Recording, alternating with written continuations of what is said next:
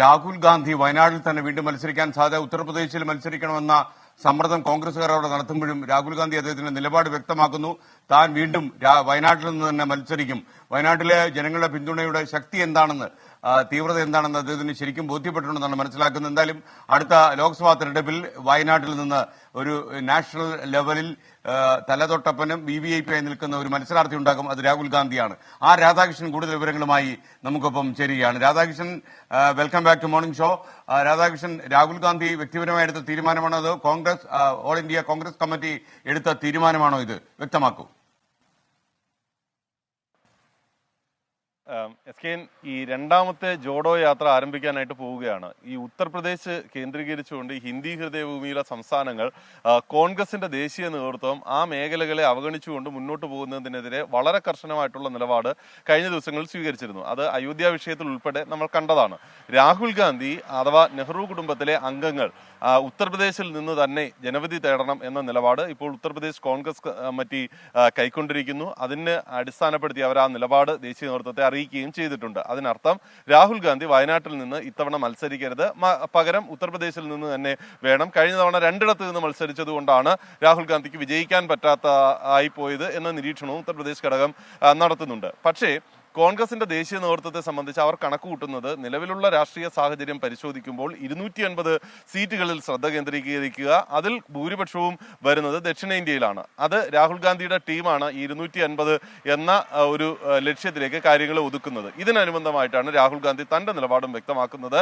കാരണം ലഭ്യമാകുന്ന മേഖലകളിൽ നിന്ന് കൂടുതൽ സീറ്റുകൾ സമാഹരിക്കുക കോൺഗ്രസിന് എന്നുള്ളതാണ് അദ്ദേഹത്തിന്റെ ലക്ഷ്യം. അതിന്റെ അടിസ്ഥാനത്തിൽ ദക്ഷിണേന്ത്യയിൽ നിന്ന് താൻ മാറുകയാണെങ്കിൽ, അഥവാ കേരളത്തിലെ വയനാട്ടിൽ നിന്ന് താൻ മാറുകയാണെങ്കിൽ അതിന്റെ തിരിച്ചടി എല്ലായിടങ്ങളിലും ഉണ്ടാകും. അഥവാ താൻ അവിടെ മത്സരിക്കുകയാണെങ്കിൽ കേരളത്തിലെ 20 സീറ്റുകളിൽ അടക്കം ഉള്ള ഗുണം അതിന്റെ ഭാഗമായിട്ട് ലഭ്യമാകും. ഈ ഒരു സാഹചര്യത്തിൽ വയനാട്ടിൽ നിന്ന് താൻ മാറാനായിട്ട് വ്യക്തിപരമായിട്ട് താൻ താല്പര്യപ്പെടുന്നില്ല എന്ന് അദ്ദേഹം ദേശീയ നേതൃത്വത്തിന്റെ ഈ വിവരങ്ങൾ പങ്കുവച്ചു എന്നാണ് അറിയാൻ സാധിക്കുന്നത്. രാഹുൽ ഗാന്ധിയുടെ താല്പര്യം പരിഗണിച്ചു മാത്രമേ ഈ വയനാട് സീറ്റിന്റെ കാര്യത്തിൽ ഒരു തീരുമാനം കൈക്കൊള്ളൂ എന്ന് കോൺഗ്രസ് നേരത്തെ തന്നെ പറഞ്ഞിരുന്നു. CPI പോലെയുള്ള പാർട്ടികൾ ഇന്ത്യ സഖ്യത്തിന്റെ ഭാഗമായിട്ട് കോൺഗ്രസ് നിൽക്കുമ്പോൾ വയനാട്ടിൽ രാഹുൽ ഗാന്ധി മത്സരിക്കുന്നത് തെറ്റായ സന്ദേശം നൽകുമെന്ന് ബിനോയ് വിശ്വം അടക്കമുള്ളവർ പറയുന്ന ഒരു സാഹചര്യത്തിലാണ് രാഹുൽ ഗാന്ധി തന്റെ നിലപാട് ദേശീയ നേതൃത്വത്തെ അറിയിച്ചിരിക്കുന്നത്. ഇത് വളരെ പ്രധാനമാണ്. കോൺഗ്രസിന്റെ നയരൂപീകരണം എങ്ങനെയായിരിക്കും തെരഞ്ഞെടുപ്പുമായി ബന്ധപ്പെട്ട് എന്നുള്ളതിന് ഏറ്റവും പ്രധാനപ്പെട്ട ഒന്നായിരിക്കും ഈ അദ്ദേഹത്തിന്റെ ഭാഗത്തു നിന്ന് വന്നിരിക്കുന്ന ഈ അഭിപ്രായം.